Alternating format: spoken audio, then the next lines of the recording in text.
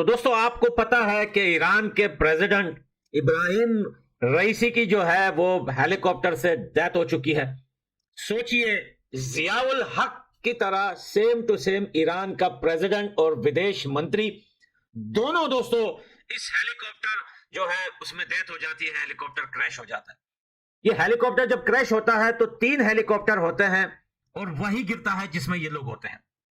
और ये एरिया भी जो है वो खुद ईरान के अंदर ही है। और जियाउल हक के साथ भी सेम टू सेम यही हुआ था। मीडिया पे एक बात बताई जा रही है कि ईरान के जो लोग हैं वो काफी ज्यादा परेशान थे अपने प्रेसिडेंट के लिए या अपने विदेश मंत्री के लिए। दोस्तों आप लोगों को एक हकीकत बात बताऊं, जहां ईरान के कुछ लोग उनकी सरकार को सपोर्ट करते हैं, वहीं पर ऐसे लोग हैं 60% लोग ईरान के जो अपनी सरकार से बड़े तंग है।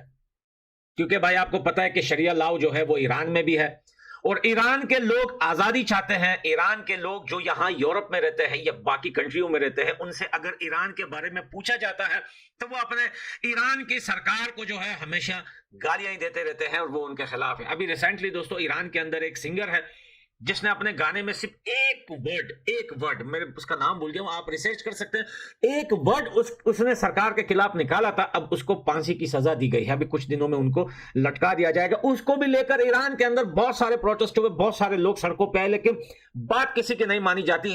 ईरान के अंदर बहुत ज्यादा, यानी कि आप बताऊं कि लोग बोल रहे हैं कि अफगानिस्तान में शरिया लॉ है, अफगानिस्तान में तालिबान की सरकार बड़ी सख्त है अपने लोगों के साथ। तो भाई ईरान में उससे ज्यादा बदतर है। लेकिन ईरान के ये जो प्रेसिडेंट है, इसके मरने की खबर आने से पहले बहुत सारे ईरान के लोग जो यहाँ पे यूरोप में मेरे आसपास रहते हैं, जिनसे मेरी बात हुई या जिन्होंने मेरे को बताया कल रात को, वो काफी ज्यादा खुश थे और वो ये भी बोल रहे थे कि भाई इसके मरने से कोई फर्क पड़ता भी नहीं है, क्योंकि इसके मरने से, इब्राहिम रईसी के मरने से सरकार टूट नहीं जाएगी या फिर बिखर नहीं जाएगी वहां की पॉलिटिक्स, क्योंकि वहां पे इतना स्ट्रांग बनाया हुआ है उन लोगों ने।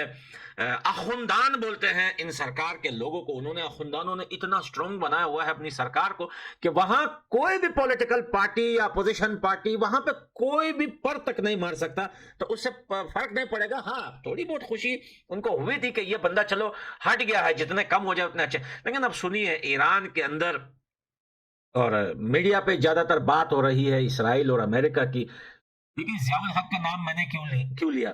जियाउल हक दोस्तों आपको पता है कि उसका भी जो है हेलीकॉप्टर क्रैश हुआ था, ऐसे ही उसकी डेथ हुई थी पाकिस्तान के अंदर। जब अमेरिका को पता चले कि ये बंदा हमारे थोड़े से भी खिलाफ जा रहा है, तो फिर वो कोशिश करते हैं उस देश के लोगों को खरीदने की। अगर उन देश के लोग सस्ते हुए, पैसों में बिकाऊ हुए, तो उनको खरीद के उन्हीं के लोगों के हाथों से उन्हीं के जो है हेलीकॉप्टर क्रैश करवा देती है। और जियाउल हक के साथ सेम टू सेम ऐसा ही हुआ था दोस्तों। जियाउल हक को किसी अमेरिकन ने या किसी जो है ब्रिटिश ने आके उसके एरोप्लेन में बैठ के कोई टेक्निकल खराबी नहीं की थी, उनके अपने ही लोग थे जो उसमें मिले हुए थे। और उन लोगों ने जो है जियाउल हक और जियाउल हक के साथ बहुत सारे ऐसे बड़े बड़े बंदे और भी थे मिलिट्री के, जो सब लोग उसमें मारे गए।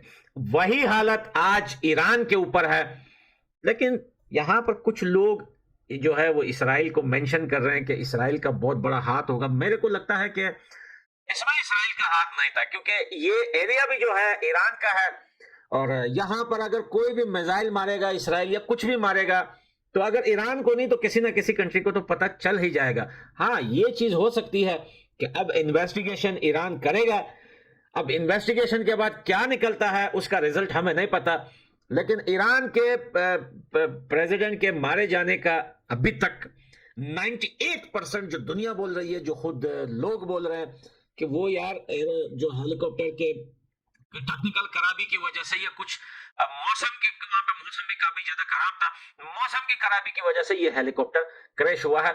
लेकिन ईरान की सरकार जो है वो इस बात को नहीं मानेगी, वो अपना इन्वेस्टिगेशन तो जरूर करेगी। अगर उनका हाथ हो ना हो, इन्वेस्टिगेशन तो करना पड़ता है। अब इन्वेस्टिगेशन के बाद अगर 1% भी चांसेस निकल आते हैं कि यार इसमें किसी देश का हाथ था, तो अब ईरान का रिएक्शन फिर आगे जाके क्या होगा वो मुझे नहीं पता।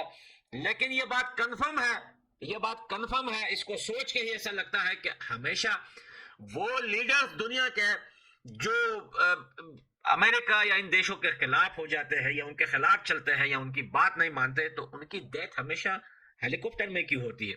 हेलीकॉप्टर में इतने डेथ तो नॉर्मल लोगों के नहीं हुए जितने जो है वो प्रेसिडेंट और प्राइम मिनिस्टर्स वगैरह के हुए हैं दुनिया में। अगर आप रिसर्च करें तो ये ज्यादा मिलेगा आपको। एनीवे दोस्तों, अभी तक कोई कंफर्म नहीं है कि भाई इसमें किसी का हाथ था या नहीं था, लेकिन ईरान को बहुत बड़ा झटका मिला है, क्योंकि भाई प्रेसिडेंट और विदेश मंत्री दोनों एक ही हेलीकॉप्टर में जाके जो है उनकी डेथ हुई। ये बहुत बड़ा झटका है।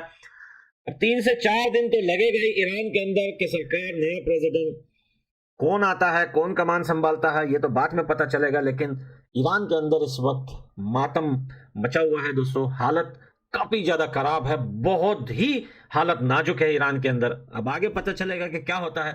और नरेंद्र मोदी जी ने, टर्की के सदर ने, रशिया ने और भी बहुत सारी कंट्रियों ने जो है ईरान के प्रेसिडेंट के लिए, ईरान के प्रेसिडेंट के मरने पर जो है इजहार अफसोस के लिए ट्वीट किया है, उनके साथ जो है गम में शरीक होने के लिए। क्योंकि ये साइड में जो पड़ी वो कंट्रियां हैं जिनके रिलेशन ईरान के साथ काफी ज्यादा अच्छे हैं, जिनका ईरान के साथ इंपोर्ट एक्सपोर्ट हो या फिर पॉलिटिक्स हिसाब पे उनका रिलेशन अच्छा है, तो उन्होंने काफी ज्यादा जो है ट्विटर पे ईरान के लिए अपना गम दिखाया है। बाकी आगे देखते हैं होता है क्या। तब तक के लिए इजाजत है, बाय बाय।